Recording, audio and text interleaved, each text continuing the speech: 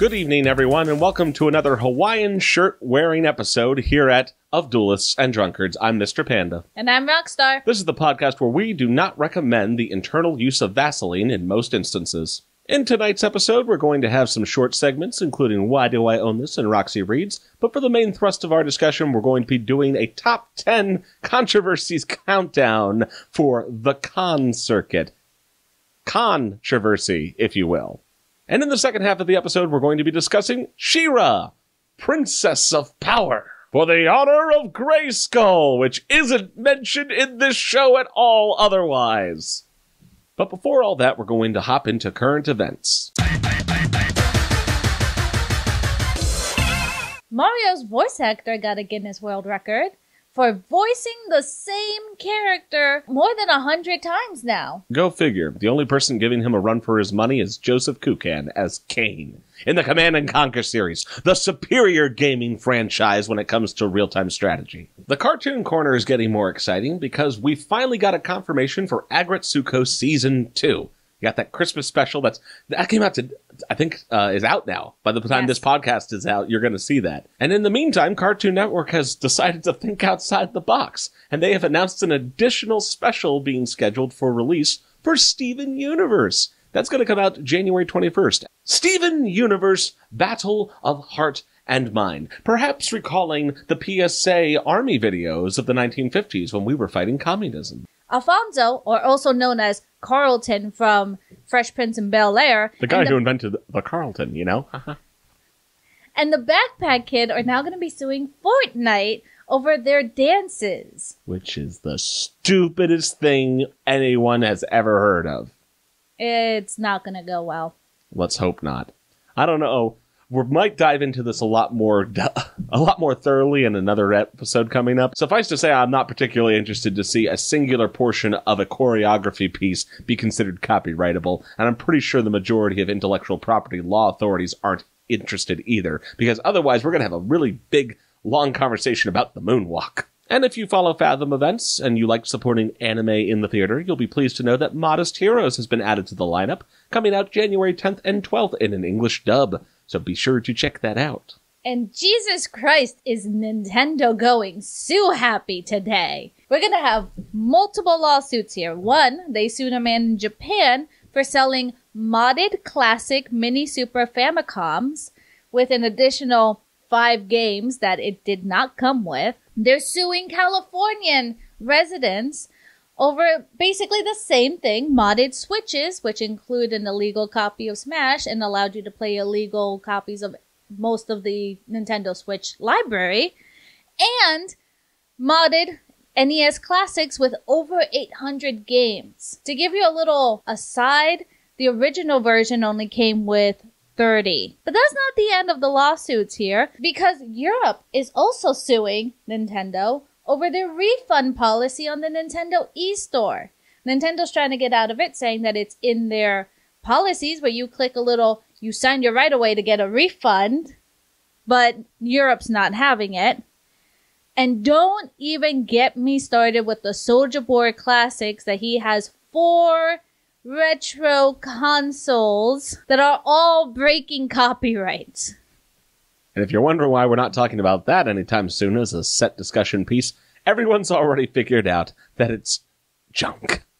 All right, we don't need to further cover that. It's pretty bad. As far as Nintendo is concerned, incidentally, it's worth noting that in a lot of the cases where there are these lawsuits, it's not just like modding stuff. So don't worry that your modded Wii is suddenly going to get you on the lawsuit banner. These people are like actually legitimately stealing stuff like Smash Brothers, which is new. That's not retro anything. And if you've been to our Akira Kurosawa panel, or if you are in general a fan of Akira Kurosawa, you might be interested to hear that Amblin is bringing out a series based on his work Rashomon. It's supposed to be a 4-season, 10 episodes apiece tribute remake.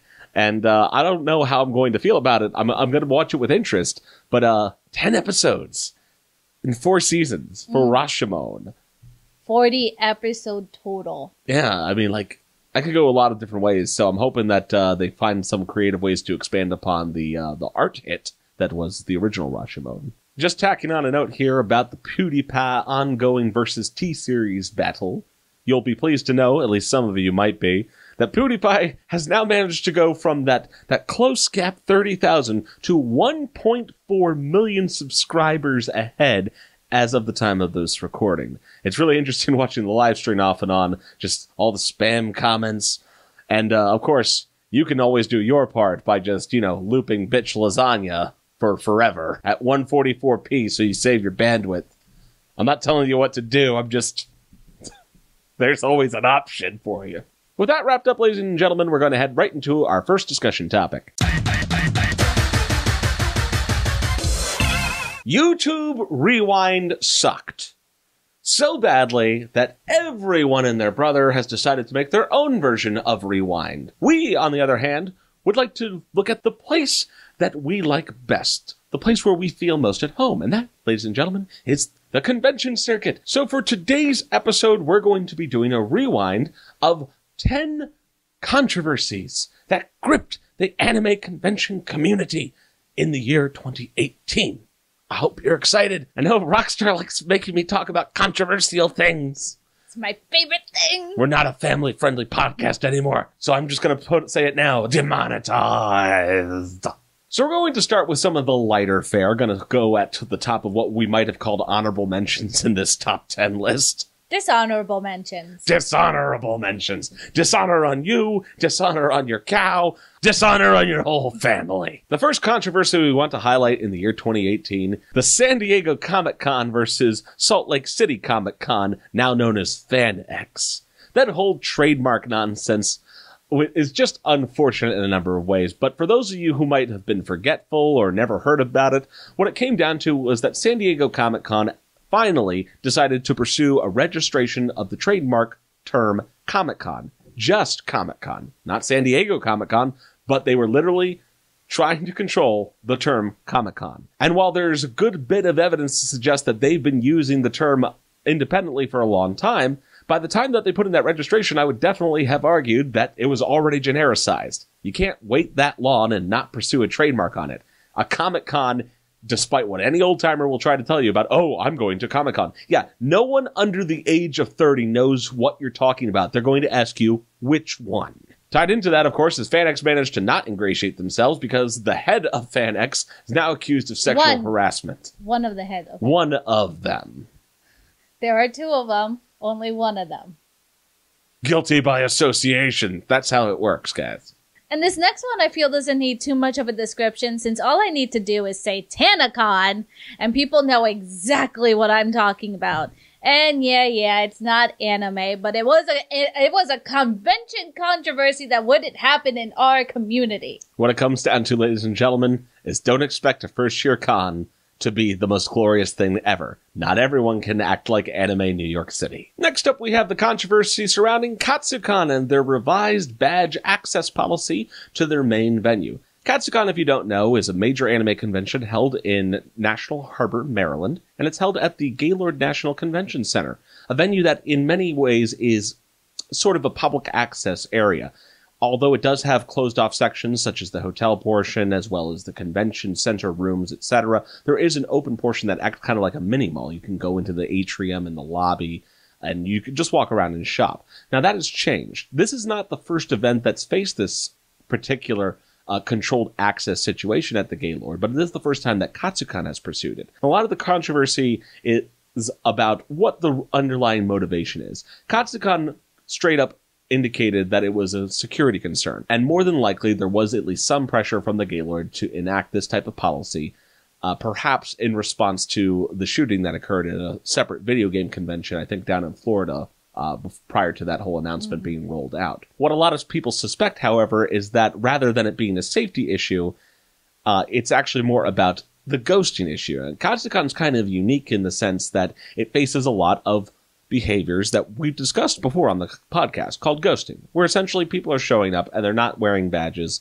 and they're doing stuff con-related or not con-related, but they're in the convention space or in the area. Particularly an issue with Katsucon when it comes to the issues of cosplay, I believe. And it's been said that there could be a very sizable number of cosplayers who are going around taking pictures, booking photographers, but never buying a badge for the con itself because, well, they're not there to go to the con space. They're there to get their pictures taken. And probably meet up with friends, etc. Now, I could punch a bunch of holes in the official storyline about this being about security, both from logistics as well as from just a history of not really sticking to their guns on a lot of things.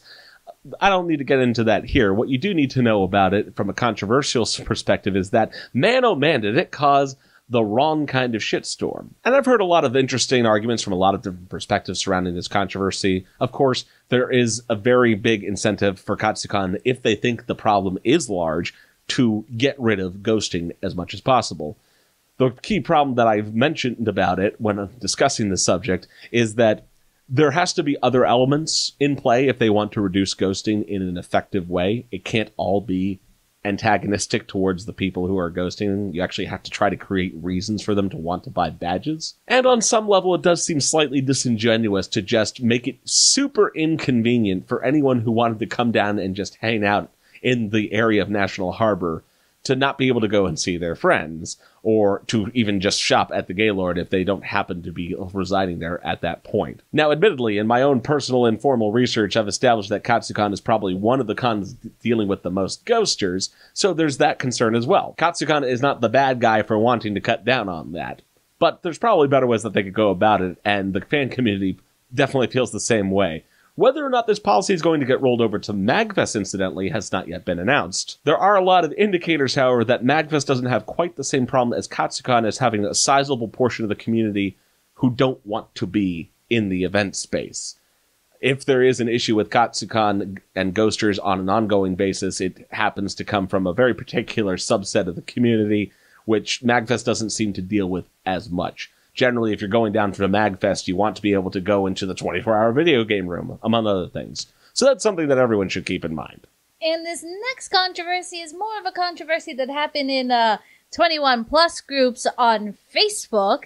But there was that whole big thing about Otakon and the Nazi rally that was going to happen the same weekend. And everybody got all flustered, and soon everyone was getting banned because political talk, and there was Antifa, and oh, jeez. It was Sunday at 5 o'clock. And 11 people and came. It rained. It was in the middle of the city. It was literally... No one was going to show up, and guess what? As what might be expected, the counter protest was significantly larger. It did cause a lot of concern for a lot of people, and admittedly, had it been in any other location at any other time, maybe there would have been something to it. But I think between what went down in Charlottesville the previous year, as well as all the other factors working against it, there was never any significant threat for attendees at Otakon, and unfortunately, a lot of the voices of reason were drowned out in borderline panic. Happily, it did not affect attendance in the way a lot of people thought it might, and that's all for the well and good. Otakon is a very open and accepting place that's just filled with a lot of love for fans, and I think that managed to kind of shine through any potential threat from a rally that doesn't have a lot of people that was 2 miles away. Next up on the list is Chris Chan getting kicked out of too many games. Chris Chan, if you don't know anything about him, thank the Lord. And if you want to know more about Chris Chan's life, a bunch of other YouTubers already documented the entire life story. Go over there. We're not going to do it. The basis of the controversy is that Chris Chan showed up to too many games, and without an official table or anything like that, despite whatever recognition Chris Chan may or may not have, Chris Chan started peddling wares in the middle of the floor. And during the course of that peddling, apparently Chris Chan was also taking photos of people and touching them in ways that made them feel uncomfortable. And in fact, this may have risen straight up to the level of sexual assault. This end result was that there was a viral video release where Chris Chan is just having a mental breakdown right there in the floor of Artist Alley with security waiting around to kind of, show the door. Escort him out. And while a lot of the details have never really been reconfirmed, it's obvious that Chris Chan is just right in the middle of the cyclone that Chris Chan frequently finds Chris Chan in. Now, back in September, there was a little convention called Colossal Con East. She says little. I was trying to be about to cute. Grow into the largest Pennsylvania convention. I was trying to be cute. And it's known for being at a indoor water park. And of course, cosplayers go, take their pictures, except for Sunday, when we were all kicked out.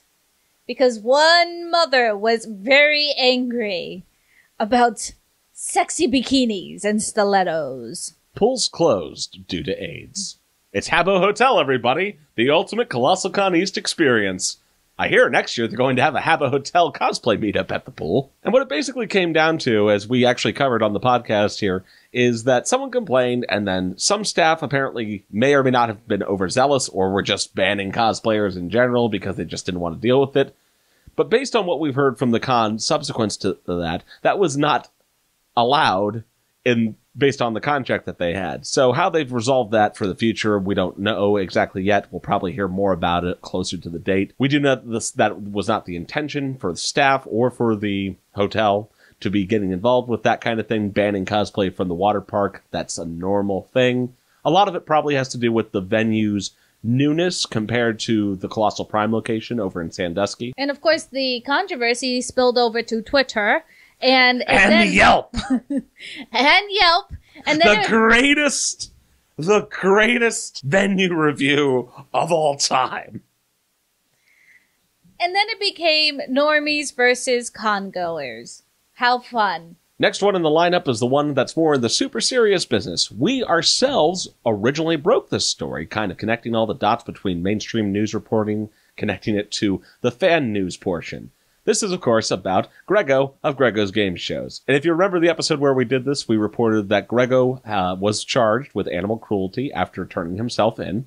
And depending on who you ask, there was either 2 cats involved, or in the early days of the reporting from the normie side, someone thought that he had killed all 9 cats that were being fostered by his girlfriend. That, thankfully, turned out not to be the case. In fact, none of the cats were dead, and that is all for the better. However, the point that we focused on the most was, based on the reading of his Facebook feed, we theorized that it was a single cat, Licorice, who was injured by him sometime in mid-October. He then kind of swept that under the rug, raising awareness for its injuries, trying to make some fundraising for its medical bills, and just acted as if it had been stepped on, when in fact, he was the one who had injured it and had done so intentionally. Then he had a nice long chain of vague book postings, probably dealing with a lot of the criminal side of things and talking to his lawyer.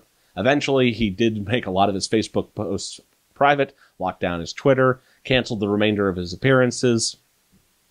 And finally, after we did our initial reporting, some of the other news outlets started to finally pick things up. There was a lot of blowback. Anime News Network did their version of the story and indicated that there were 2 cats. It was only the most recent one that he had directly injured, and that there was just another injured cat in the household from earlier in the month. Again, we continue to disagree with that and stand by our original news reporting. The other aspect, of course, is the blowback, and that is when cancellations were finally starting to be announced subsequent to the breaking of the news, suddenly there were a lot of people who were just very angry about everything, because that's how y'all get on the internet. You can just comment from the keyboard. To the best of our knowledge, there hasn't been any more additional updates on that particular controversy. I think we're about to close the book on it just because, well, I mean, where do you go from there? Clearly, Grego's not going to be coming back to the convention circuit, probably ever. And I mean, on a personal note, if there was one thing that super disappointed me in the entire process, it wasn't Anime News Network kind of muddling things up. If anything, it was, we kind of broke the story, and there were people who were important, who we know were aware of the facts as we reported them, and not a whole lot happened. The wheels appeared to finally have started turning about 2 weeks after we did the initial posting of the video, because people who saw the video tracked down the news article that we used as the basis of it, and then took the connection of the dots and shared it to some bigger communities, including groups where people who run conventions hang out. And that's where it really finally took hold. The whole thing was just a series of shitty, unfortunate events, and just one more controversy to add on to the pile. All I can say is I hope that he gets the help that he needs. It would be nice. But in order to get help, you have to want help. And you have to kind of come clean on how things are. Mm-hmm. And I don't know if that's completely been done at this point. To date, I still don't think that the whole story has been told from his end, at least. And now we get to the meat of the problem. We kind of covered a little more of the quick stuff. Now we're going to get into the big stuff. The top 3, starting with Rockstar's coverage of Anime Matsuri. Of course we had to talk about Anime Matsuri. Which is great, because we're almost kind of doing this chronologically, because this was one of the very first controversies in 2018. Tell us all about it. Well, The problem with Anime Matsuri is there's been controversy since the day it started. And I won't go too far into the history. All you need to know is there was a bunch of unpaid bills. An employee got a bunch of money stolen from the two co-founders who are still running the con. They left behind a lot of bills in their previously owned arcade. And that's just the origin story of Anime Matsuri. Now, over the years, what has been documented is John Lay essentially sexually harassing business partners, models, and even an underage girl, with his wife Denise Lay enabling him the entire time. Denise Lay. Yeah. Denise Lay? Yeah, Denise. Denise Lay. Oh. I thought you meant that was her first name. And I was like, what kind of demented parents name their kid that? Actually, no, I'll stick by that. What kind of demented parents name their kid Denise at this point? It is not the 80s anymore. And what made this controversy blow up was in early December 2017, Tyler Willis of Last Week Lolita News broke a story about Cathy Cat, who was working with Shop in Wonderland, which is also owned by John Lay. See, she had already recapped all the sexual harassment in 2016. She got that particular one from 2017 copyright strike from Ask Japan. And then, not only that, to ice the nice little cake Anime Matsuri had going there, John Lay also sent a letter from his lawyers saying that they were going to do a cease and desist letter on her, and she had to publicly apologize for everything she had said. It's worth noting that regardless of how much weight you put behind the accusations against the guy, copyright strikes and cease and desist notices are not the way to silence criticism, and it does not make you look good at all. As you can imagine, the Lolita community and the convention community began a big boycott Anime Matsuri January 2018. Now, whether or not this actually had any effect on the overall level of attendance at Anime Matsuri is a little bit unclear. They're a private corporation, and so whether or not they post numbers or whether those numbers are accurate or not, kind of up for debate.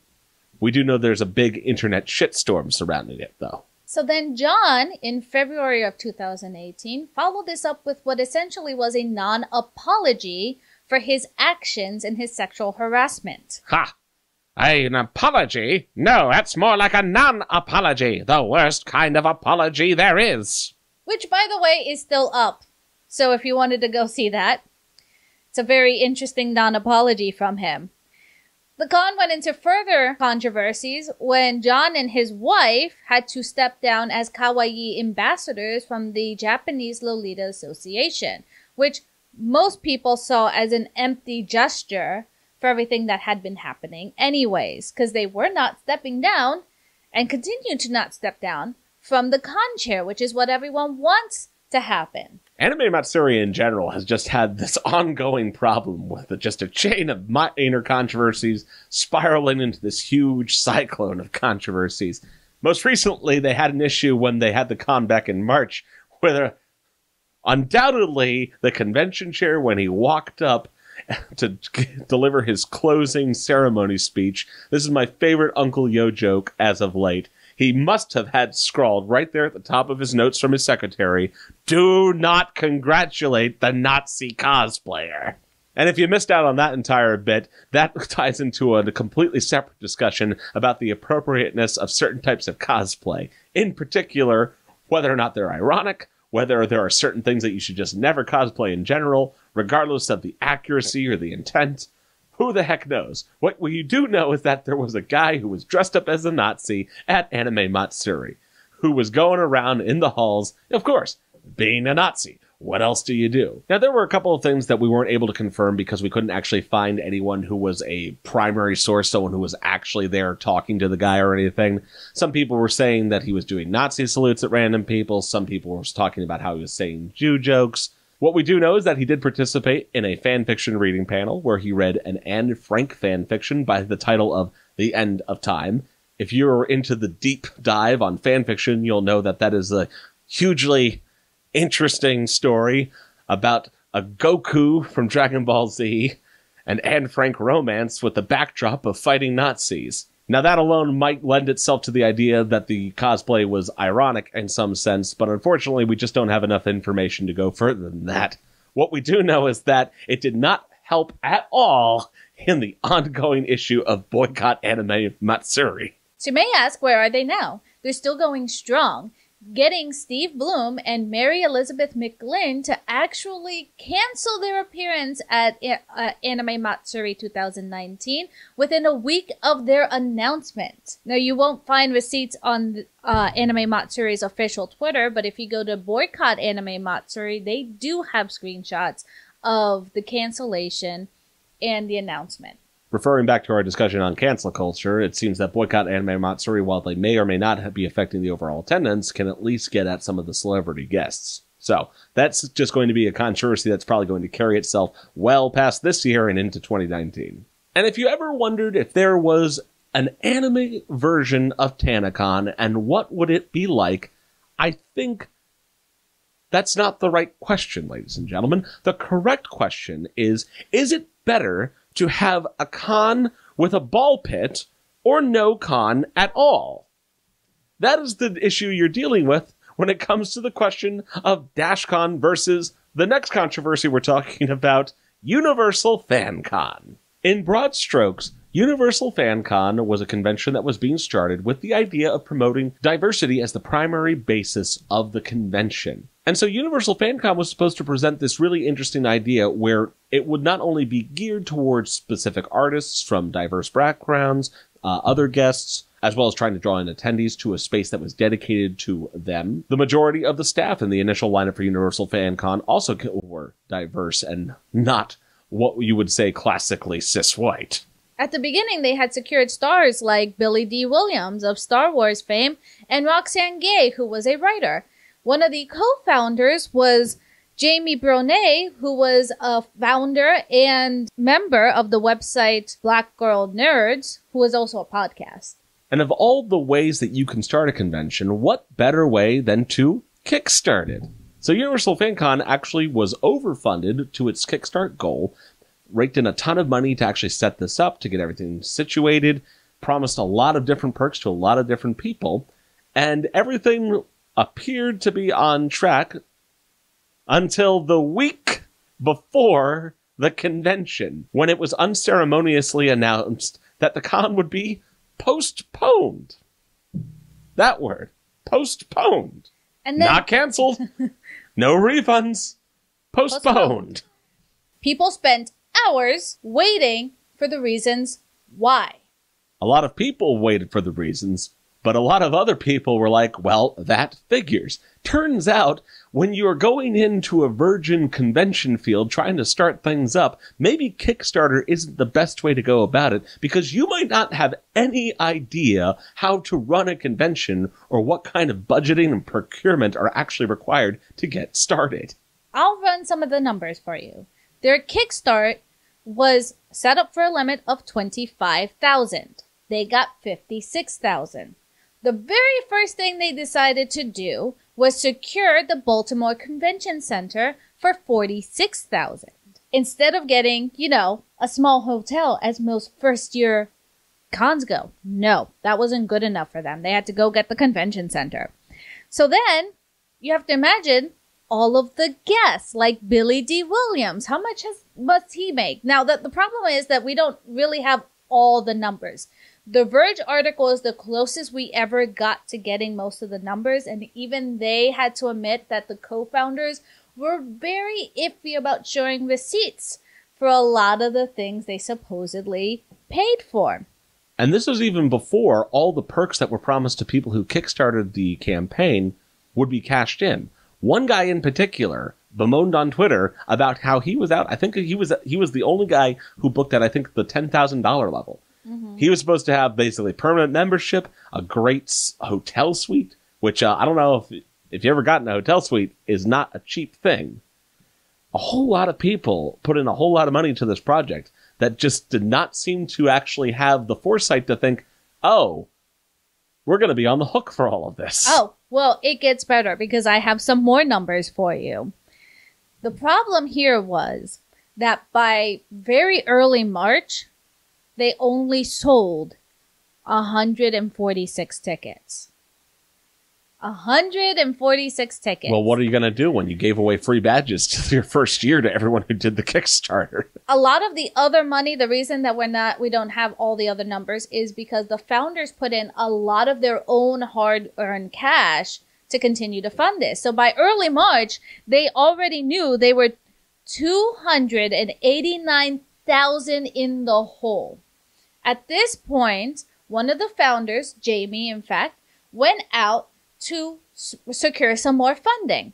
The only thing they really managed to get was $10,000 from Sci-Fi, and people kept adding their own money to the pot. By early April, the hotel got back to them and said, you need to pay this by the next 24 hours.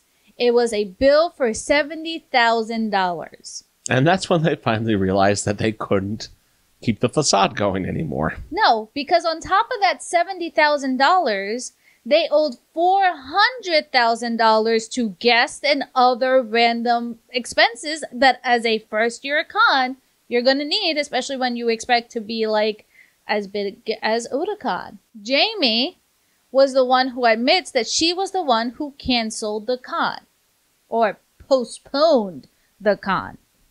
Love that word. Nobody else wanted to do it. They blamed this all on hubris, as they say in the Verge article, which actually turns into its own controversy there in itself. To add insult to injury, my favorite thing was when they posted the FAQ on the website, I think a week later after they announced the postponement. And a lot of things started to become apparent very quickly.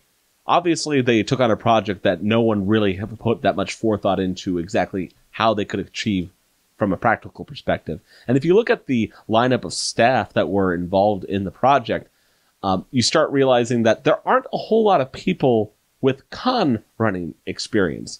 In fact, one of the things that's really damning about the entire process is that while they reached out and tried to make things very diverse in terms of their staffing, because they didn't really focus on what skill sets would be needed in order to run the convention, they started picking up some latecomer staff, people who actually knew what to do. And it's that fact that really highlights that they knew they were in trouble quite a bit farther out than the cancellation point. So we're going to break down the controversy here by person. Jamie had a lot of controversy and a lot of flack going at her because during this whole we can't get enough information on Twitter and other places, she basically demoted herself from being one of the co-founders to being just a member of Universal FanCon. She erased it off of her LinkedIn and said she was just a member. On her blog, which is still up, she said that she was just a member and that she was blindsided by the fact. Except when you read The Verge, it sounds like she was well aware of the many financial issues that was going on behind the scenes. Writers and members resigned in droves from the Black Girl Nerds website/podcast. In that same Verge article, which is basically the only article you can get most of the information now from, Robert Butler, one of the other co-founders of Universal FanCon, blamed the community for lack of interest in the con. Who would have thought? You have to actually make your con appealing for people to show up. I believe at the end of the day, ticket sales were 1,700. Impressive. And that sounds about right for a first-year con, but not one that's going to be held at the Baltimore Convention Center. I'll tell you what really sucked is that they couldn't get that deposit back. The Baltimore Convention Center portion that they rented stood empty that weekend. I know that there was a theory out there, too, that they never paid the convention center. No, that one was actually proven by the Verge employee who was looking for a bunch of receipts. They actually proved they did pay the Baltimore Convention Center. Fun fact, the Baltimore Convention Center isn't going to let you use the space unless you put down your deposit. Some good things did come out of the community as well. A pop-up con came up at the last minute called We Comic Con, which was, I believe, named after the building they held it in, for vendors and artists to come in there for an all-day Saturday experience that people could at least sell their wares, because a lot of vendors and a lot of artists were basically left out in the cold by the end of that, because I believe some artists even were planning on premiering stuff. Yeah, and they were already locked in with hotel and travel plans and, expenses they couldn't get back, despite the fact that the convention was no longer going to happen. I know that a bunch of other people in the community threw up quick online shops for a bunch of artists and dealers who also wanted to sell their wares online. And there was also certain live streams for panelists to get together and do a live stream and do their panels on live stream. Now, if you're thinking about going on Twitter to check out all the juicy drama, just know that Universal FanCon has deleted every single social media possible. However, you can find the receipts. And with that, we head into the final controversy that we're going to cover in this rewind, and that is going to be all about our favorite person, Momo-kun cosplay. The backstory here is that Momo-kun is an infamous plus-size cosplayer who does a lot of stuff in social media, goes to a couple of different conventions, makes herself a general cosplayer nuisance. That's just how it works in this day and age. Does a couple lewd things, does some Patreon, does all the good stuff. The problem is that not only has she become controversial in the sense of being kind of the face of, I guess, of body positivity in cosplay, according to some people. See, the problem with Momo-kun is before the big blow up in 2018, in this year, she was already a controversial figure for not just kind of being an on and off ally when it comes to body positivity, but also for things like stealing certain cosplay ideas, stealing OC characters. What else? There's a lot of things. Getting liposuction. Costume theft, my favorite controversial subject of the cosplay community. I know that there's been a lot of other little things like photoshopping and airbrushing that she's been accused of. Looting a loli, according to a lot of people. Hey, don't pop a loli. Pop the top off a lollipop. She's also been accused of, she was doing charity work and it was just very shady whether or not she actually gave that money to charity or not fulfilling all of her Patreon awards. Overall bullying on Twitter, which actually has her permaban from Twitter. She's not on Twitter anymore at all. And the best part is, all those things that we've described, those are the little things. The things that didn't really cause enough of a stir to really affect her in any real big way. That all changed when suddenly people started taking another approach at her, and that was accusing her of sexual harassment. What had happened was the Love Club actually announced her for a meet and greet at Anime Expo 2018. And people started bringing up to them, do you know that she was accused of sexual harassment? And the loads and loads of stories of all the sexual harassment she had done over the years came up, plus 2 videos of her sexually harassing a male at a convention and a female at a convention on video. Now, a lot of the problems surrounding both the video as well as other accusations that were put in written form is, did certain things happen or not? Did her activity rise to the level of criminal sexual harassment? All that aside, she still ended up facing a lot of the consequences of those accusations being put out into the open. She did end up getting canceled and her badge revoked for Anime Expo. And then she started digging her own hole. She announced that she was actually canceling them, which we all know is not true, trying to take her own break because of harassment. Then she continued to dig her own hole when she put herself on Instagram talking about how the ADHD made her do it. It was the Ambien. And essentially she is still talking about stuff, and I know that she ended up losing sponsors over it, even though she claims otherwise. This has all been done to death. A lot of people have talked about what she said on live stream and what she has videos out of. It's just her digging her own hole over and over and over again. Now, as far as her personal fans and her community that surrounds her work, it doesn't seem to have really impacted that aspect. Facebook likes hasn't really dropped. Well, if there were Twitter followers, Well, she's we not can't on Twitter tell anymore. now. And of course, another part of the whole reason that this is a controversy, it's not really as clear cut as a lot of people want him to make it out to be, is a serious question has been raised about disproportionate response. Is she being focused more about this issue because of who she is, because she's a woman? What is it that caused so many people to follow up on these particular claims, on these particular actions? And those are relevant questions, though clearly she's not managing to do herself any favors in the meantime. Mm-mm. And as far as us personally, I think one of the things that really stood out to me with her particular controversy is just how much of other things that she's been critiqued on got rolled into this wider controversy. It's almost like, I'm not even sure at this point it matters to a lot of people whether or not the accusations about sexual harassment actually hold up, because so much of the blowback that just is actually writers. It's other things kind of just riding the coattails of these other accusations. Like, if you go into any of the streams or any of the chat lines or the Twitter feeds where people are talking about the subject, other comments come up, and in our opinion, or at least in my, I mean, I don't know how you feel about it, but a lot of the stuff is, okay, well, not only is this not relevant, this is clearly not making me think that you care about whether or not she's a sexual harasser.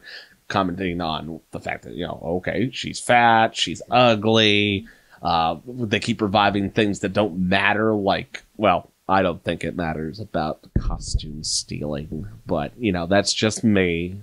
As somebody who is plus size, I don't condone Momo-kun's actions if the sexual harassment allegations are correct.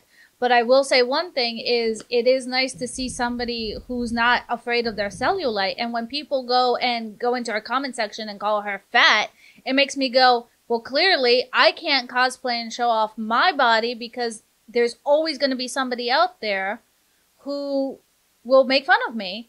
And in fact, as I've noticed, in most of the years before this controversy, people have been calling her a lol cow, which, if you're don't understand what that means, I looked it up because I didn't know what it means, and I am very upset. Well, you looked up lol cow and found under it Momo-kun. See, Momo-kun.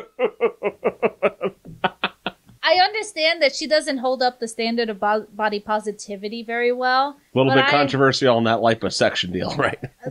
I don't even care that she got liposuction. Yeah, I mean, it's if whatever. She came out clean about it, that would have been fine. But she's not a great ally for body positivity, but neither are the people who are in her comment section calling her a fat cow and that she's ugly. Does definitely raise some questions about their aspirations, if you will. At the end of the day, the reason we left it for last is because in some ways it is one of the most controversial things that happened in 2018, because there's a lot to unpackage there with the whole Momo-kun thing. I don't think that the sexual harassment issue is the end of the discussion. I think that a lot of people didn't even bother looking into it to decide for themselves whether there was sufficient evidence. If you go to any comment stream in any of the major groups where this was discussed, a lot of people just are relying on the preconceived notions of anger and hatred towards her, sometimes for reasons that just don't make any sense if you are a well-balanced human being who doesn't care, or at least doesn't hate fat people. And the other thing I will say is, for the people, all the people who had controversy surrounding them this year, the problem that I've noticed a lot with our cancel culture is people aren't allowed to change anymore. Yeah, tell me about it. So even if they have, I don't want to say a good record because it kind of sounds like I'm being good for social opinion, but if people legitimately change their hearts and their minds to be a better person and legitimately try to go out there and just be a better overall person, no one's allowed to have that feeling anymore of, you know what, yes, they had a controversial past, but nowadays they're doing so much better and we can be proud of them. No one does that. We condemn them for their actions of years past. And eventually, Momo-kun, I feel, is going to be one of those people 10 years from now that are never going to be able to live it down because we can't forgive people. But that's a story that was better addressed in our episode about cancel culture. And on this session of Why Do I Own This, I would like to present to you an item from my fanzine collection. This is the first volume of the fanzine Japanimation. This was a semi-professional publication published by a company called Nippon Productions, and the editor was a guy named Joseph Doherty, Who the heck knows how to pronounce that name? I like bringing it up because this is one of those fanzines that came out in the period of Robotech and was one of the probably earliest examples of an anime-specific fanzine in a time where there was a big 80s independent comic press boom. So it wasn't just things like fanzines that were coming out in bulk. You had a whole bunch of people just lining up to just create their own comics, and anyone who could put out 32 pages of content and find a printer to make it could get big in comics. Japanimation only lasted 3 issues, from 1986 through 1987. It was briefly rebranded as, I think, something called the Anime Journal before it finally did taper off completely. The first issue in particular focused in on Robotech, everyone's favorite thing. If you've ever been to the This Is Otakudom panel, I talk about that a little bit. You know, national-wide distribution, simultaneously available in most areas of the country. Nice big level of firsts. Of course, for some reason, the coverage in this particular issue allegedly led to Harmony Gold getting a little bit incensed, you know, about all copyrights and stuff, because that's the way Harmony Gold is. And while the majority of the content focuses on things that are, you know, kind of just like scan works from, you know, dot matrix printers, there are also some interesting placements like a listing of vendors, an ad or two from TCI, as well as the infamous Antarctic Press, a couple reviews, some editorials, a lot of content that you can't access digitally. So in terms of why do I own this, it's because I collect fanzines. Fanzines present themselves as an interesting aspect of the fan participation culture. There was a point in time where there were not dedicated professional publications that focus solely on anime. Funnily enough, actually, the makers of this particular issue for Japanimation were among the first and potentially were one of the people to help coin the term Japanimation, which was not in popular use yet at that point in time. Fanzines act as a really interesting time capsule. A lot of the information you'll find in these things have different levels of usefulness because on the one hand, they're trying to report news for the community, but at the same time, that tends to get mixed with a lot of rumor mills. So information that they will put in about, oh, newly upcoming releases, or, oh, this anime is going to get licensed soon, or, oh, something new is going to happen in Japan, may not have ever happened at all. But it's a fascinating area of the fandom that I've been researching on an ongoing basis as primary source documents, because there's just so much interesting stuff going on. And it's really also really cool if you look at, for example, like their glossary, and you see how people used to use certain words that have connections to fandom, or how to spell them. My favorite is the interesting differences in how they spelled mecha in 1986. M-E-K-A. Oh, wow. Of course, that could also just be written up as bad typeface setting. Who the heck knows? That's part of the problem here. A lot of these were actually distributed from standard old dot matrix printers on their regular pages, so it's anyone's guess with a lot of them. But that, ladies and gentlemen, is why I own this. Hopefully you learned something new there, but for right now, we're going to head into our video break, so please enjoy that.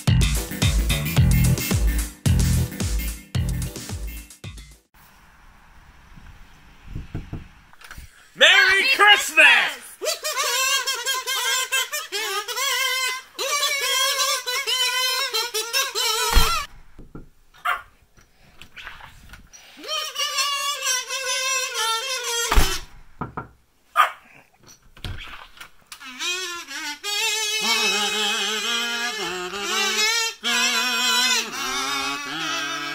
Would you two just go away?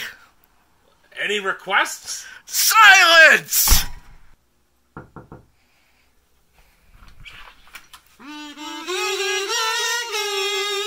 Ah!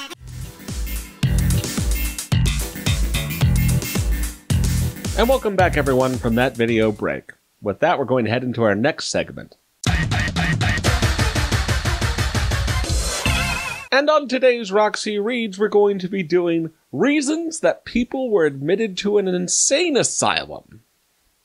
I hope you're all ready for this one. Roxy, please, if you would. All right. Well, the very first entry we have here is imaginary female trouble. As if regular female trouble wasn't enough, now it's got to be imaginary. What? I'm trying to draw up examples in my mind of what might have been the problem. You don't understand. Her period comes out from her ears. No, thank you. That's not a Carrie situation.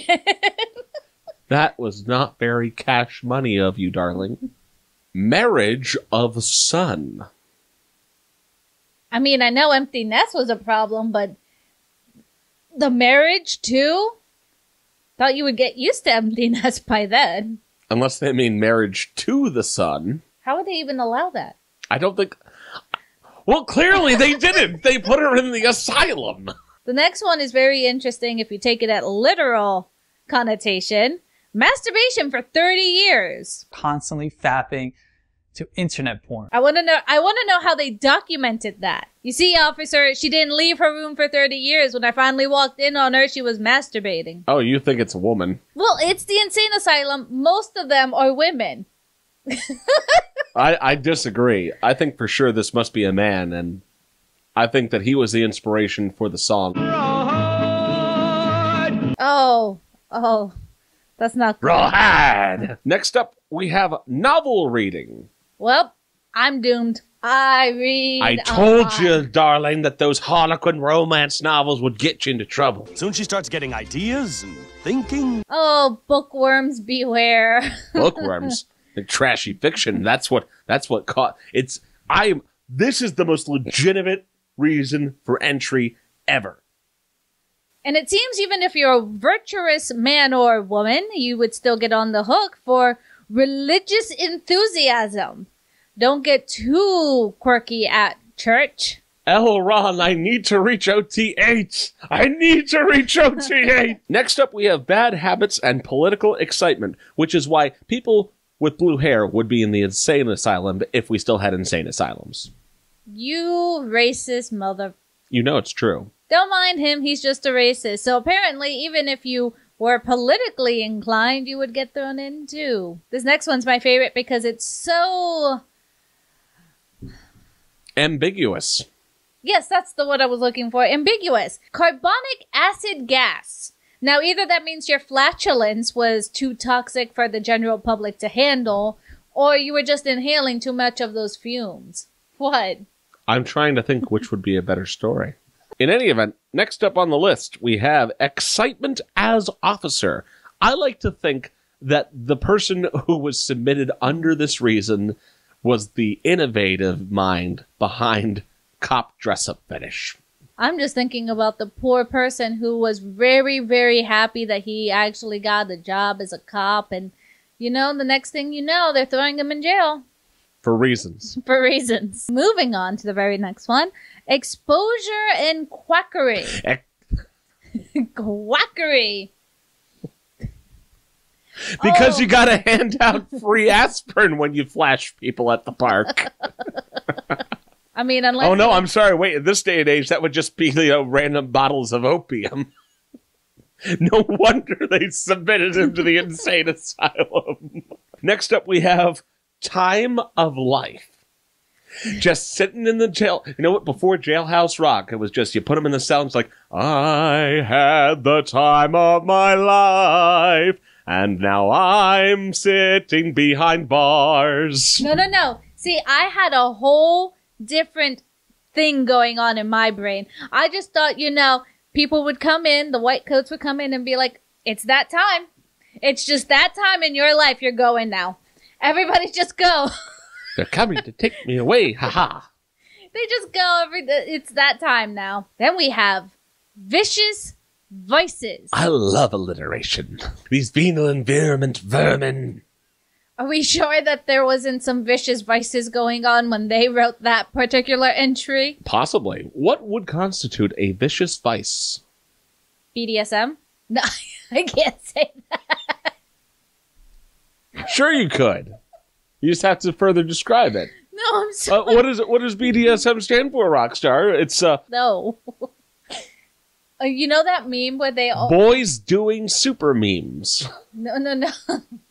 No, see, I want to do that meme where the letters don't match up, so it would be more like, always smacking that ass. There's definitely a story behind this. Happily, this one's a little bit more direct with what the problem is.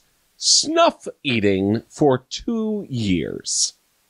If you don't know what snuff is, it's just tobacco that you would just snort up your nose like what cocaine addicts do now. You know, before they came up with cocaine. See, my thought is that he was literally just grabbing chunks of it and, like, just... It's not really like that. There's not chunks. It's actually the exact it's actually the exact inverse of the current problem with pixie sticks. People are taking the powder that you're supposed to eat and snorting it. And back then, you were supposed to snort this. And instead he's like, no, I would love to have tobacco in my stomach. Thank you, God. Thank you, Jesus! Don't you get nose worms for snorting pixie sticks? I don't know if you get nose worms for snorting pixie sticks. Who asks that? I swear I heard this, like, around news reports when that became a thing. Oh, is this the same kind of news reports where they report about Listerfiend and why you shouldn't kiss kids in your, like, teens or something? Listerfiend is just a code word for mono. Finally, we get to seduction and disappointment. And I can just imagine this poor woman, like, getting all turned up and hepped up in bed and just going, okay, he's leaving me, and I'm just going to go into the insane asylum now. This is the basis of the premier anime F3. Blue balls. All right, everyone, so that was a bunch of reasons why people were submitted to an insane asylum between 1864 and 1889. Without further ado, we're going to head into our final discussion topic here at Of Duelists and Drunkards. And tonight we're going to be reviewing Shera, Princess of Power, the Netflix one. We really need to clarify that. I guess. Further clarify, it's the one written by the lady who likes to write about lesbian lumberjacks.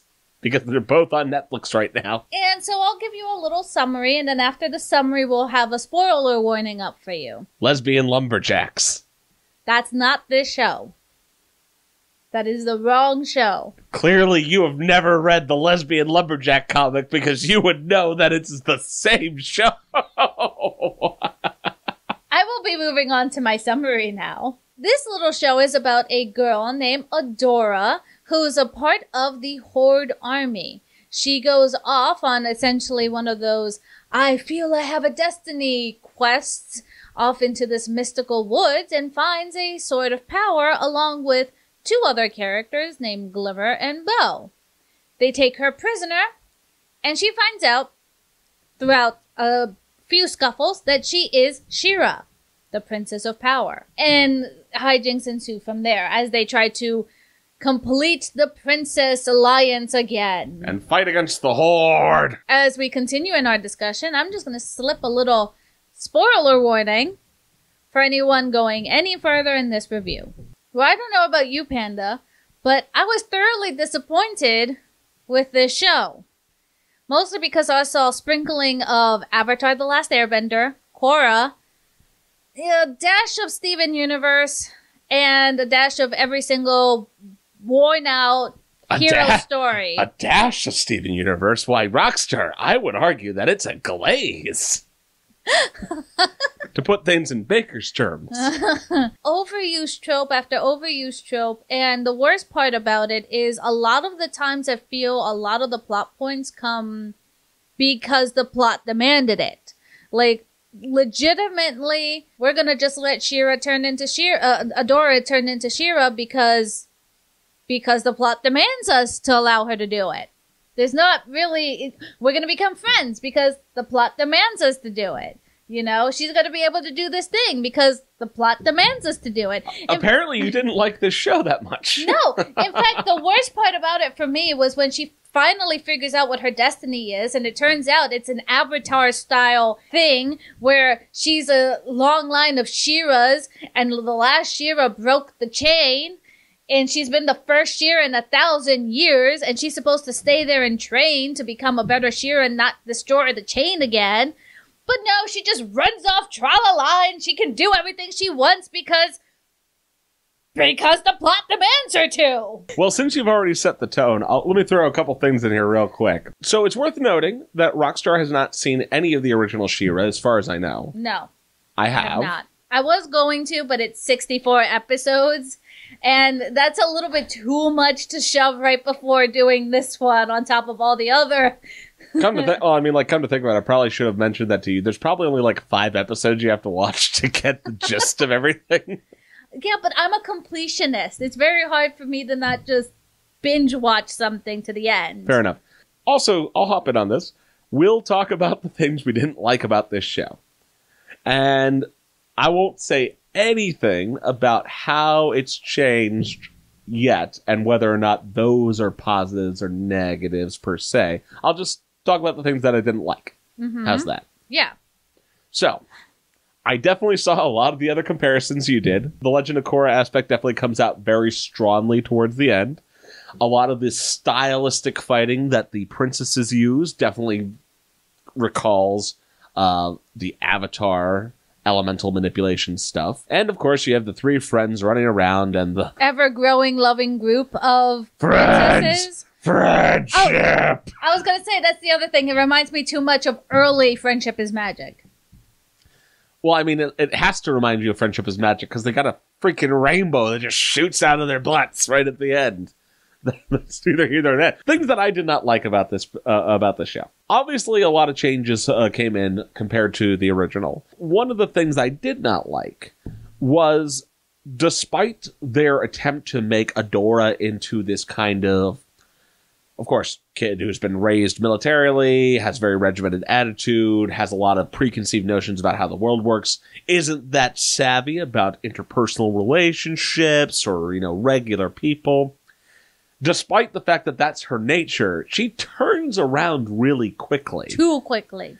And that kind of annoyed me. And, they keep coming back to that whole, oh yeah, she's awkward. She doesn't know what she's doing. It's like, and yet, she could come around really quickly and betray her entire life that somehow they kept from her that, it's the evil horde. Well, and then on top of that, she's not the only character to do that. We have the episode with Catra where they're reliving their entire childhood and how they have a very strong bond and everything. And then she just manages to go, you know what? I'm going to be evil now. Why? Because that's getting old. That's going to get really old. But for me, it was just like Catra just becomes evil and becomes very anti-Adora because reasons. There's not a good reason for her to become a villain, at least in this one. I want to come back to that because I don't agree with you. Really? I feel like there was no reason for her at all. I'll come back to that because I don't agree with that. But other things that I didn't like. I get the sense that there are other things that are going to be revealed in time, but I still wasn't fully satisfied with the pacing on background explanations. For example, I think it's a little bit awkward that they're having her shout for the honor of Grayskull, but Grayskull literally doesn't feature at all in this particular show up until this point. And honestly, I know that in the background, as far as production end, they've mentioned that part of the reason why those particular changes were made, they didn't want Shera to have to work to kind of like get away from the whole He-Man thing, which is fine. But it makes things a little bit weird for anyone who's familiar with it. Honestly, I would argue it makes it actually worse for new people trying to get into the show, because it's like, what the heck is Grayskull? What does this have to do with anything that we're talking about? Because the only thing that they do is make vague allusions to the first one's tech, and even the whole episode that's supposed to explain Shera's backstory really doesn't get into why she's shouting for the power of Grayskull. Not only that, even when the first one's tech that's down there starts to explain, like, the ending, the big ending reveal where it's like everything in the planet is interconnected and et cetera, they still don't explain how Grayskull runs into all that first one's tech. That's the entire planet somehow, and the rocks and it leaves you very confused as to what the backstory is and what the Horde wants to why the Horde wants to destroy it all. It leaves the villain very one-dimensional. I mean, he's a dark Dr. Claw-like figure who just sits on a chair most of the time and occasionally stands up. So, I mean, like, what are you going to do? But something else I didn't particularly care for was I don't understand how the Horde is such a huge contender on this planet. And I mean, like, that's something that kind of ties back into, like, that was how like how laughably bad villains are in like the 1980s and stuff. But I thought it was weird that we get to this section and it's like, yeah, there's these short-term successes, but then the moment that a collaborative princess effort comes out, the strike force, which from what I saw was a very well supplied attack, wasn't able to overcome the forces of the elements or something, despite the fact that by the science description we were given, which may, I don't know, just be technobabble, they literally figured out a way to weaken all the other element stones, rune stones, on the planet, which means that they all should have been downplayed. This was their best chance to win. If they couldn't win under the circumstances of this final episode in the first season, exactly what are they supposed to do? What other circumstances are there going to be where they're going to be in a better position than they were? And that does not, to me, set up for a good ongoing war because, all right, they literally just beat them. And the worst part about that for me is when Avatar came out with the episode Sozin's Comet, where it talked about how all the firebenders are going to be like extra powerful and stuff like that. At least Team Avatar had a creative way to get stuff done, and they had a battle plan of how to try to win the war. The difference is this happens and the princesses just win just because there was no creative, oh, this is how we're going to win. It was just literally brute force and the plot demanded it. That's how I felt about it. In fact, I feel like the big problem with Shera is the world building sucks. If there is world building, it is very limited, and limited world building can be fine if you know what you're doing. But they don't know what they're doing. I don't know if the problem is the world, because that's not really the focus of the particular show. And I mean, this is as good a time as any is to transition into the the parts we may or disagree about or may not have a strong opinion about. But like the purpose of the show, at least in this stage, is not to show off everything that's available or interesting about or unique specifically about their world. Well, it's like, I'm not for saying example, that they have to have it completely laid out like John Norman does. Shera, as told by John Norman. And I'm not, again, I said that limited world building should be fine. The problem jumps in when we have little tidbits like, why is she saying the power of Grayskull? Why does Shera reincarnate? Why did the runestones not defeat the princesses? There's so many things that are left just a little too untied and a little too loose for me to go, okay, the world building isn't that great, but at least I know what's going on, and it explains it. One of the other issues is Entrapta was supposed to have been left behind, but only because the team thought she died. But I never saw evidence that she died, so I don't understand how they thought she died. And then somehow she did that heel turn because nobody came back for her. I really hate the liar or the omission, this trope of, well, no one's coming for you. Oh, look, no one is coming for me, so I guess I'll just turn evil. Well, honestly, I'll be on. I would say this. I mean, I get why they kind of put it in there for narrative continuity. It almost feels unnecessary because I don't care that she switched sides. I actually think it makes perfect sense with her character because, well, stick with me on this. I thought it was fine. And there's a possibility that she might have like a redemption arc later and come back to their side. But keep two things in mind. She doesn't have any particularly strong connection to the concept of creating balance and harmony in this particular world. And it's clear from the get-go that her primary concern is getting lost in her tech research. Of course she's going to swap to the Horde if it looks like they offer her more opportunities for that. She's not thinking in terms of sides. She's thinking in terms of, this is what makes me happy. It fits her character perfectly. I'm not concerned about that. The way they set it up, I completely agree with you, is nonsense. Well, here's my other issue with that is, if they had just captured her out in the swamp, put her in a cell and said, hey, look, first world people tech. She probably would have switched sides right away. She doesn't care.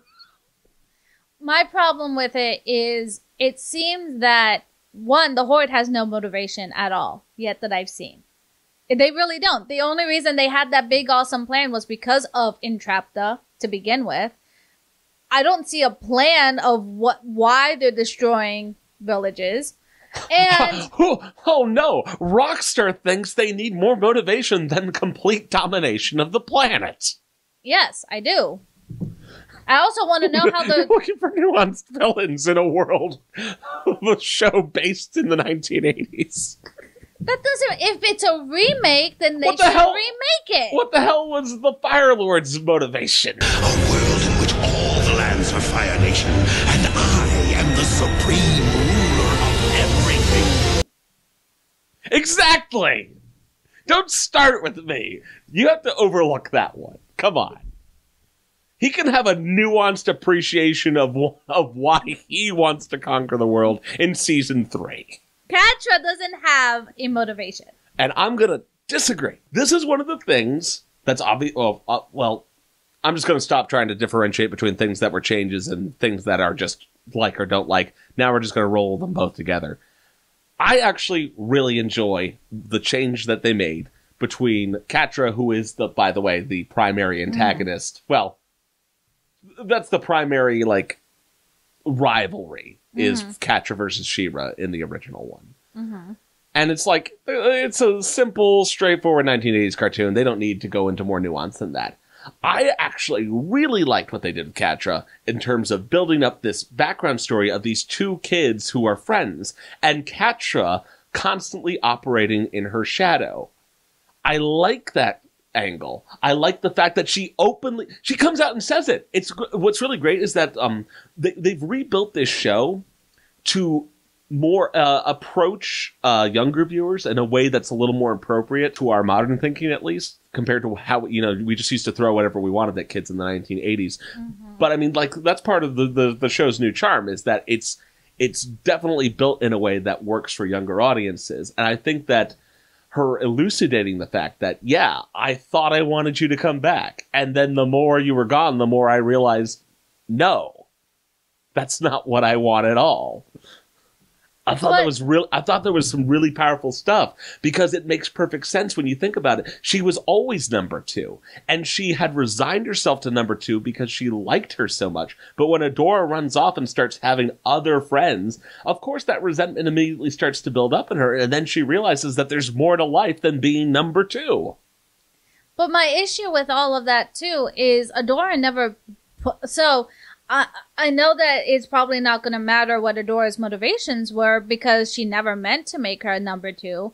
But at the end of the day, when one of the episodes clearly marks Catra as a princess, it doesn't matter anymore to me what little petty thing that she has on her. She's going to eventually have a redemption arc and become Adora's friend again.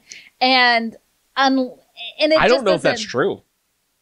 I don't know. That's actually one of the things that I think that will probably be, for me, one of the fulcrums of whether or not I end up really liking this show, is what they do with that whole problem. We'll call it a problem.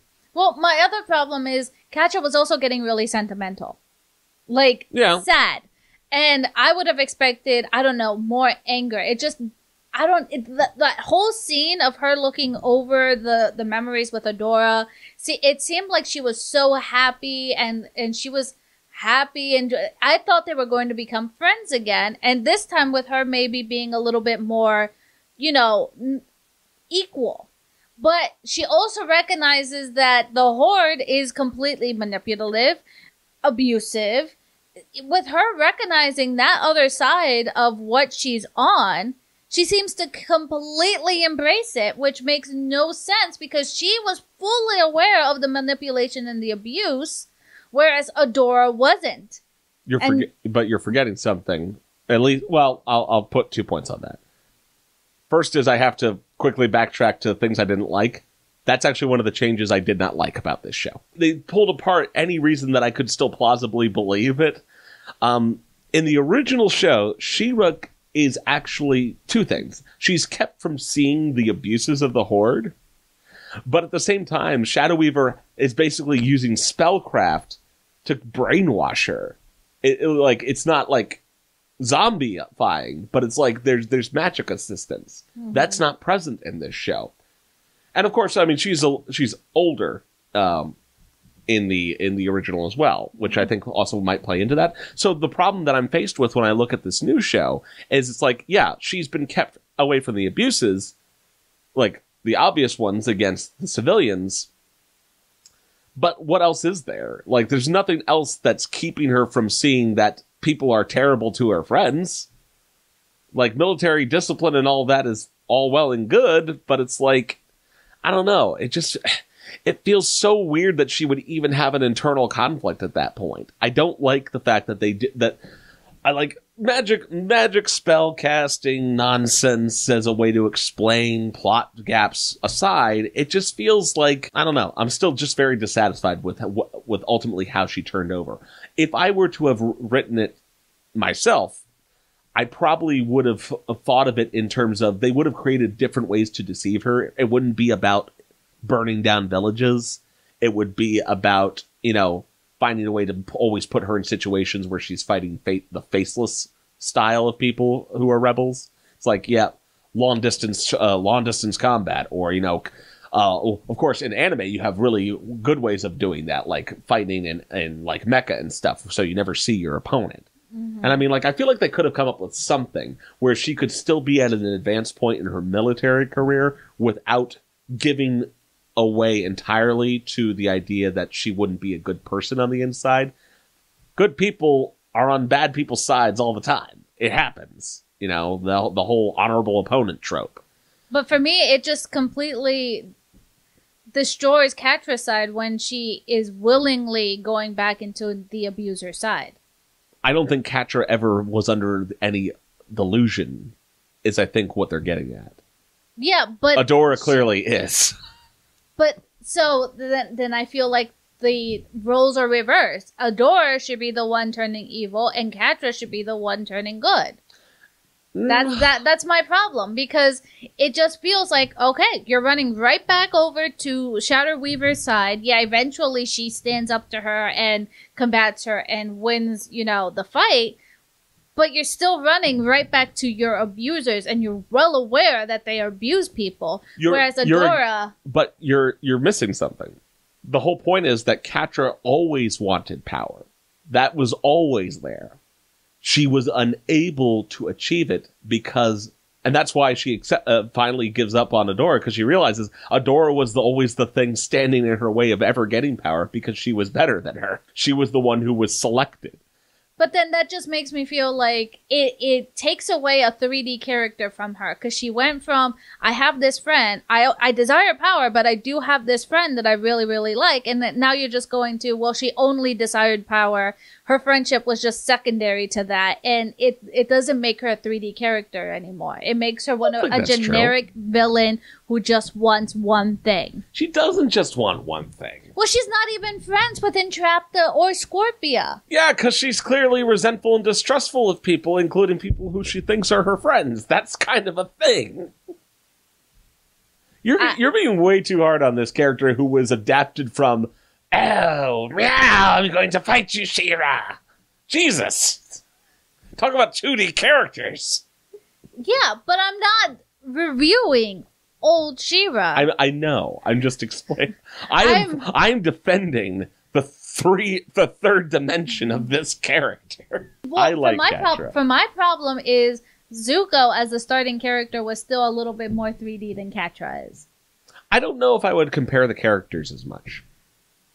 Because Zuko also has a single-minded pursuit of a character to redeem himself. His entire story. But it was a redemption arc for him for the evil side. Yeah, well, I mean, but that's the funny thing about Zuko is that technically his entire story is a redemption arc. It just changes into the hero redemption arc after the initial stage. So you're just explaining why he's more of a 3D character than Catra. No. Yes. No. Because we don't know what Catra's story is going to end up like. That's not a fair assessment. He's a completed story character. I was just assessing him from season 1, but... Catra starts out as someone who is desperate to go after her friend before realizing that her friend has always been the one in the way of what she wanted. Except she was also extremely lazy and didn't go for what she wanted. Yeah, because she couldn't get it.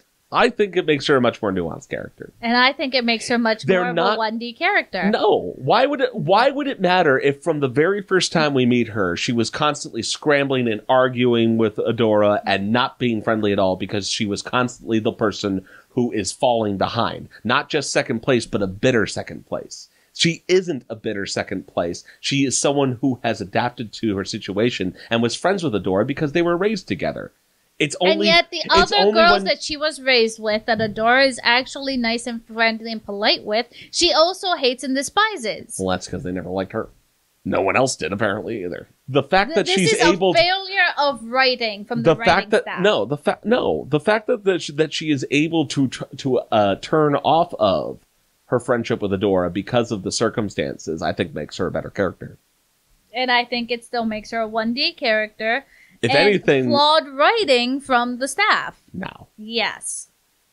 I don't think you know how story writing works. I will die on this hill. Catra's on that hill, then. Catra's Go ahead and die on that hill. Catra is probably the only character worthwhile in this whole story. Don't even get me started on them are. Don't even get me started on Light Bright.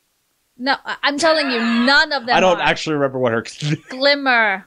No, Light Bright. I'm talking about the computer.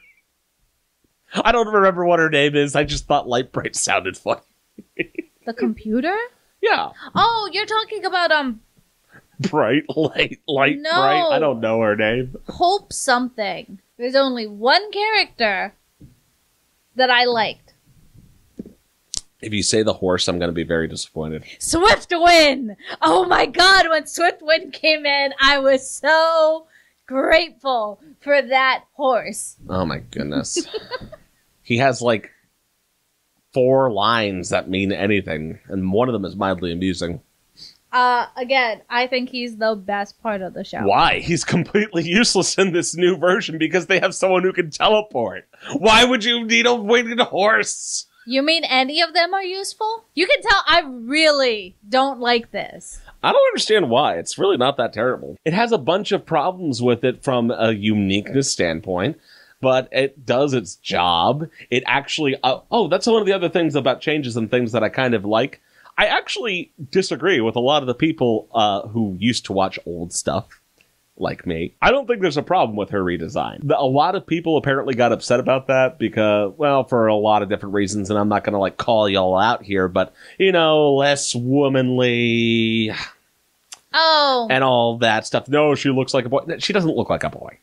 Stop it. No, the art style is really pretty for me. The only problem I have with the art style is they keep referencing that Shera is 8 feet tall when she doesn't really look that much taller than anyone else. Not super tall. I'm gauging her at 6.5, 7. Yeah, I wasn't really sure where it was 8 feet tall. I was if I'm missing a scale here, I don't know if they mean 8 feet tall because of rumors or trying to make her out to be a big legend or something. I can't tell if they mean literal in the show or they mean figurative. It could very well be. So that was my only issue with the art style. And other than that, I actually think the art style is really, really pretty. And in terms of Adora, Adora and by extension Shera's redesign, there was some very particular thoughts behind how characters were designed back in the 1980s, and I don't think there's anything wrong with the original Shera's character portrayal designs. But there's 2 things you have to keep in mind here. This is a show that has been re-gauged for a younger audience in a time where we have very particular ideas about how characters should work, and unlike Shera of the old style, we actually want to create characters that are at least semi-relatable from a visual perspective. So they make Shera, they make Adora, I think she's 14, right? Mm-hmm. So yeah, it's that's something within range. It's oh yeah, I can look up and there's this teenager who's doing all these amazing things. So of course, she's going to look less adult. And in terms of her adult Shera form, what I would say to you is, how familiar are you with ancient Valkyrie art? In case you never bothered to notice, Shera is basically designed off of a Valkyrie. And Valkyries aren't exactly embodiments of femininity. That's not really what they're about. I think that she looks fine the way she is. If anything, it's actually kind of a more interesting design because it recalls the concept of, the virtuous shield maiden. So, of course, she's not like bosoms out to here or whatever the hell you have a problem It's just with. because people want to lewd her. Don't lewd the lowlies. I will say that I didn't much care for the recall to the whole Avatar chain of succession thing. I don't think that's adequately explained, if anything, and it also just doesn't make sense to me. There are other things I like about the story structure changes and the world building that you either didn't care for or just didn't think about. I think part of the problem is that since you don't dive as deeply as I do into a lot of science fiction stuff, like old novels, you might not be seeing like the chart that I'm seeing in terms of how they're setting this up. I suspect, for example, that the stone things are going to be tying into the planet. I think they've already mentioned that. I think that Entrapta, right? Entrapta. I think Entrapta is being a little more literal than she's letting on, and maybe they've kind of tilted their hand.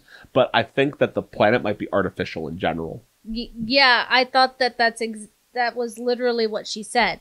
No, well, she didn't say it that way. She said, she uses the phrase, we can hack the planet, but they keep couching it in these semi-fantasy terms. No, in the technobabble that I actually semi-understood, she literally says the planet's artificial. Does she? Yeah. I mean, I don't know if you didn't catch it because it is mostly technobabble, but she essentially says the planet's artificial. I thought it was definitely put in terms of like the rune stones just control aspects of their environment. No. And it was still like a semi-magical concept. I mean, because they keep referencing the fact that the first one's tech ties magic and science together. No, the technobabble definitely has her saying everything in the planet is interconnected. Therefore, the planet is artificial, which is why we can hack the planet. Yeah. Well, if she used the word artificial, then there you go. I mean, the problem is, my problem with the world building is either they've tilted their hand or there's going to be a major plot twist and they want us to think this way for a reason. Could be. I've spent a good deal of time shitting on the show, but it's not like I don't have hope for it. I hope that it will get better. I hope that I don't keep seeing a lot of other different shows mixed into one with this one. Look, I agree that it's a little bit annoying that the moment some guy shows up and shows off his midriff that Adora hops sides, but I would still rather watch Shera than the Dragon Prince right now. I maintain that Adora has a major hard-on for Catra. Oh, well, I mean, like, that's one of the other things that I guess we should at least talk about. And is interesting. I couldn't exactly decide how I felt about it. Allow me to say this much. So far, it's a much better written relationship than Korra and Asami. Oh, hush, you're the only one who has a problem with that. I don't have a problem with it. It's just poorly written. No, it's not. It's so bad. No, it's not. It is so bad. Korra and Asami have had a hard-on for, like, a lot of that show. For exactly 2 episodes. And if you can't read the sexual undertones of those two girls, then you literally can't see sexual It's literally innuendo. 2 episodes. No, you could cut that sexual tension with a knife, just like you can with Adora and Catra. Oh my god. They literally should have just gone, get it on, because clearly that's what they want to do. I think the problem for me is I can't tell exactly which of them is into the other. Because Adora. Oh no, I think Adora definitely has it in for Catra. Big time. I don't know about Catra. I think there's that still character caveat thing going on. I think there's a love-hate relationship there. Well, could be. The only other explicit lesbian couple that shows up is, I don't know. How useful are they? I did like the throwaway line about the casting nets. That was kind of funny. Yeah, well, the problem with that particular couple is they're just background. Well, I mean, that's, I thought about that. They're so background, I don't remember their names. Netcaster. Because she casts nets. Part of me would want to say, like, okay, you just want to put in like diverse placeholders. Is that what you're doing? However, I'll say this much. Considering this is someone who wrote about lesbian lumberjacks for the early part of her career, maybe it's actually not the worst thing in the world, the way that she put in those characters. Because if you think about it, the one thing I do like about this show and its portrayal of non-heteronormative relationships is it kind of takes them for granted. And that's kind of cool. Well, I wasn't going to disagree with you. I was actually going to say, so a lot of people, the big push now is to put, all non-heteronormativity right in your face. But I actually think it's much better when it's subtle, because when it's subtle, it's like, it's so normal, it doesn't matter anymore. Yeah, and I mean, like... That's the part of social movement where I finally want to get to, where it's so normal, it doesn't matter that the background has, or that you have background characters or associations of characters that happen to be gay, bisexual, lesbian, whatever. And it's so normal that we don't question why they're there. That's what I want to get to. Where it's so normal, it's fine that they're not the center of attention. But they can still have rainbows shoot out of their ass. By the way, that was something they kept from the original. In case you never bothered to watch an original Shera cartoon, they had the team standing up on a cliff, and boom, rainbow! So, you can't complain about that. That's original. I'm hoping that it does get better with other seasons, because it's not like I hated it so much I will never watch it again. It's just... right now, this first season is very meh for me, and I'm hoping it gets better from here. Because I do actually want to like the show. I do. It's a interesting mixture of like Sailor Moon and Avatar and My Little Pony, but I just like the premise that they have that science-y balance where it's like, ha ha ha, perhaps they are on the Beast Planet. Well, I kind of like that they mix science with tech too, but right now, it's just there's very few little nuggets that I like to pull out that are things that I like, and too much bad. It's not really equaling out yet. It does leave us with a big question mark about what we can expect in season 2. I already complained about how, well, the Horde's already been shown up, so exactly where do they go from here? But in the camp of Catra is also the tech girl. So I guess we'll be relying on a lot of gizmos to see how they continue fighting in the future. Mm-hmm. I guess it's really going to come down to how Catra continues to progress as a character. Because if Shadow Weaver is out of the picture, because at minimum, she doesn't have the power to enact any particular great harm to anybody at the moment, because everything was drawn from the rune stone. My problem is we're still not talking about Queen Angela, and I think that says a point to her character of how basic she is. How extra. The only memorable moment for me with the Queen was in that last big final battle with the runestone. I thought we were gonna see a Disney there and see the mother killed off so that Glimmer could advance her character. It would be nice if someone would actually die in the show. Sounds terrible, but it's true. It's like add some realism for the characters. Actual threats. To be fair, though, I kind of do like that they didn't pull a Disney. But again, for me, that being the most notable thing that I remember you as the character who didn't die to advance somebody else's plot line. Not a good start for that character if you intend for her to be at least somewhat important. Weird note on a tech side of things.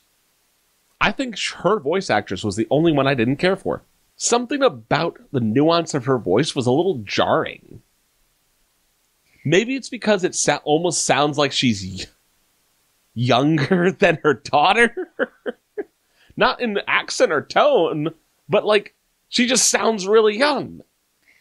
The voice acting... Maybe that's intentional because she's supposed to be like immortal or something. That's immortal. Also not explained. Yeah. I don't know. Why bother having kids then? I don't know. I don't think the voice acting was too bad. I think the voice acting in general in this show was actually pretty good. Yeah. They got the guy who plays Bo sounds familiar. I think he was in The Bravest Warriors. I'm a big fan of that. I was going to say, that one I don't know. The one that I did look up was Catra is actually from Steven Universe. That doesn't surprise me. Catra is actually Stevani, which made it a little bit interesting when I was hearing her voice. For the longest time, I thought Adora was the Korra same voice actress. It's not, but she sounds so much like Korra. Yeah, actually, I kind of got that impression too. There was a very similar nuance there for her. It's not the same voice actress, but she sounds so much like Korra. Well, she has a very similar, like, if you could picture blonde Korra, she kind of has that thing going for her in characterization as well as attitude. Mm-hmm. Actually, that was the first thing. I was actually one of the first things I thought of in the first few episodes. Was like, oh, there's something Babs can cosplay now. She was always going on about wanting to be blonde Korra. Well, there you go. All that was needed was for Adora to say that she's the Shera, and you should just get used to it. I think. Man, we're gonna keep coming back to that. I'm gonna keep hating that. What? That whole reincarnation chain of Shera's thing. Like, maybe there really is some kind of legitimately good reason that they're going to reveal to me, but man, I cannot think of it. And it's just like, it's maybe, Shera's not immortal. Shera has these random powers for unexplained reasons. Like, even, okay, fine, last Shera who was around lost her mind 1,000 years ago.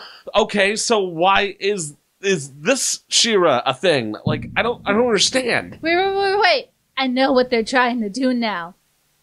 They want to make original 1980s Shera canon. Oh, dude.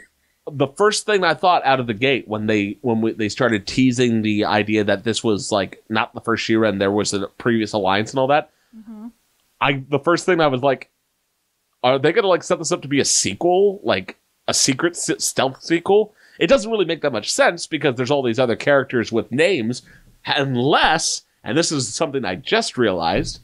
Unless... Now stay with me on this.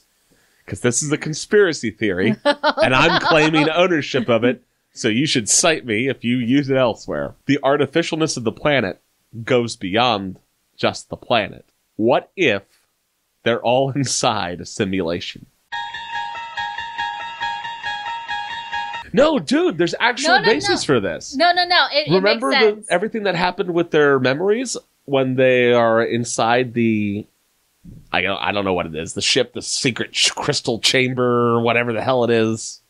Oh, yeah. Where they're, like, reliving their memories. The part I keep referencing. And I mean, like, none of the outlines of Shera look particularly different either. Mm-hmm. Now, I'm not suggesting that perhaps there's other ways that the characters could differentiate themselves over time. Mm-hmm. But we already are led to believe that princesses are immortal. Mm-hmm. Even though, for some reason, we still don't know how that ties into each other. Why couldn't it potentially be that they all exist artificially and are in, let's say, cold sleep on a spaceship, plowing through space? And the Horde, I'm going to take this a step further. The Horde are trying to wake everybody up, but they can't do that unless they are in control of all the elements that control the ship. Oh, that's... Dude, I'm on board with this now. I don't know if every little detail is going to be correct, but I'm on board now with the idea that maybe I was right. Maybe this is a sequel. It just took me a while to work around how it could work out. If they're all constantly... Jump through hoops to figure it out. No, like legitimately, think about it for a second. If they're all reincarnated or regenerated as necessary. That's true. Well, I think at the end of the day, Shera needs way more episodes to define whether or not it's good or bad. Next season should be like 26. That could be helpful. No filler, though. I'm sick of the filler already. There's always going to be filler. There's always filler in these kinds of shows. But that doesn't make sense. It's on Netflix. You don't need filler. The whole purpose of filler is to draw things out for syndication purposes. It doesn't make sense. It doesn't matter. It's happening. Ugh. Just like Steven Universe, it doesn't make sense because they're going to don't even staggered release schedule anyway. There's literally no purpose. Listen, filler. Listen, if we get on Steven Universe, we'll be here forever. We should wrap this up. Chorus Army writing is garbage. Catcher forever. That's my position. What does Korosami have to do with Shera? Sum up Shera, not Korra. Because if Catra and Adora end up banging, it will be better written than Korosami. I'm not even going to take the bait. That is bait. Anyways, so my overall opinion is it's not that great right now. I'm really hoping that it will get better. It's just, I want to like the show. I really do want to like the show. Right now, it's just super annoying. I mean, I suppose it's better than Super Drags. There are a lot of things that are better than Super Drags. If you had to rewatch season 1 of either show right now, would you rather watch Shera or The Dragon Prince? Surprisingly similar tones when it comes to whole Avatar things. Yeah, it is surprisingly similar tones. But if I had to rewatch one season over the other, I would rewatch Shera, to be honest. Well, there you go. I prefer Shera over The Dragon Prince. And with that, ladies and gentlemen, we're going to head into our final segment at tonight's episode here at Of Duelists and Drunkards. You've been so patient sitting with us this whole evening that I've decided to make things short, sweet, and lovable for you on this edition of That's Pretty Cool. I'm going to be talking to you about our good friend, the gangster-ass gangsta, Hideaki Anno. Hideaki Anno is most well known for things like, is there anything other than Evangelion that Anno is known for? Godzilla, because he'd much rather do a Godzilla movie than ever touch Neon Genesis Evangelion again. What you need to, of course, understand is that he's most well known for doing all the big Gynax things. However, were you aware that Hideaki Anno once dabbled in the world of that wonderful manga creator, Go Nagai? Go Nagai, the famous creator of things like Devilman and Demon Lord Dante and Cutie Honey. Cutie Honey, which kicked off the entire subgenre of the transforming magical girl anime. He literally invented the entire concept. Yay, new transformation scenes. And the show has been variously incarnated over the years. There was the original show back in the 1970s. Then, of course, there was new Cutie Honey right around the turn of the century.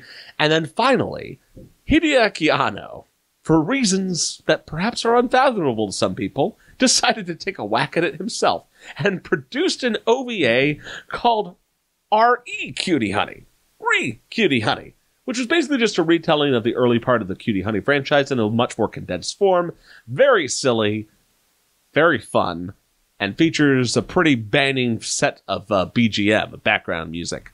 This wonderful OVA, which was directed by Mr. Anno, has never been officially released here. However, another Cutie Honey work, the 2004 live-action film, which Anno produced, is available here in America legitimately. So, whether you prefer the animated version and you just want to track down the Japanese or a subtitled version, or if you want to track down the legit release of the live-action movie, you can see Mr. Anno's personal touch on the face of the Go Nagai lovable character, Cutie Honey. And that, ladies and gentlemen, that's pretty cool. Unfortunately, we've come to the end of tonight's episode, and from the just looking at the time clocks, it's probably going to be a long one, so thank you. Thank you all for sitting through it with us. We hope to see you next week. Until then, keep in mind that this is the podcast where there are not any duelists, but there are many Merry Christmases and drunkards. Bye-bye! A Merry Christmas, too!